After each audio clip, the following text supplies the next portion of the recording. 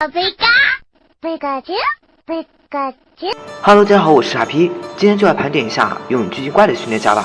由于还有粉丝希望我讲一下拥有3手恶龙的训练家，但是据我所知数量太少了，所以就在视频后面补充一下吧。好的话不多说，盘点开始。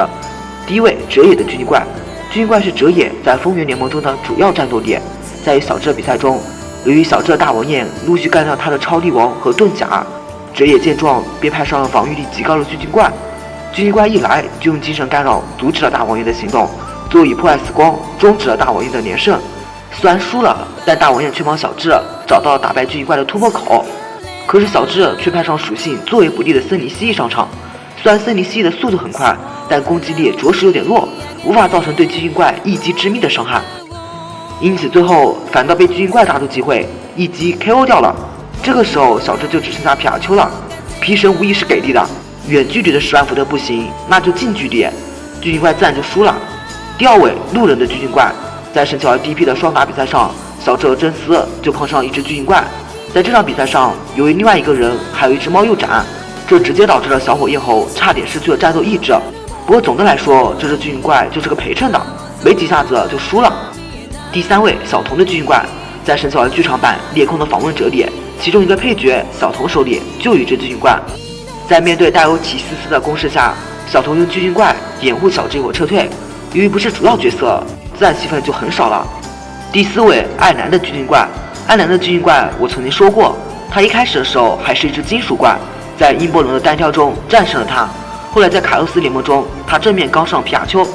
此前因为皮卡丘在对付班吉拉的时候体力已经消耗了一大半，所以刚开始的时候巨精怪是占上风的，但后来依然是被皮卡丘骑到了身上，又依然是依靠近距离的10万伏特才打赢了他。最后一位大家都知道的，那就是大雾的巨精怪了。大雾的巨精怪我说过好多次了，真的没有什么好说的了。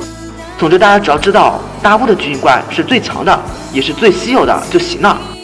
现在再来说一说那些拥有3手恶龙的训练家吧。我能想到的只有2位，漫画里面的就不算了。第一位就是胡彻了。在一休联盟中，胡彻将3手恶龙视为自己的秘密武器。作为一休地区的准神，3手恶龙的实力确实强悍，一来就打败了小智的地蔓延，再轻松解决了小智的水水獭，最后还是靠朝阳珠的一点才险胜了他。其次就是爱丽丝的朋友菖蒲了。不过准确来说，菖蒲不能算是3手恶龙的训练家，毕竟只是别人寄养在他这里的。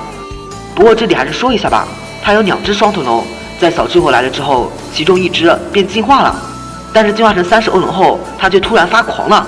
在此过程中，菖蒲只能在旁边干瞪眼，最后还是要靠爱丽丝冒着危险，才让3手恶龙冷静了下来。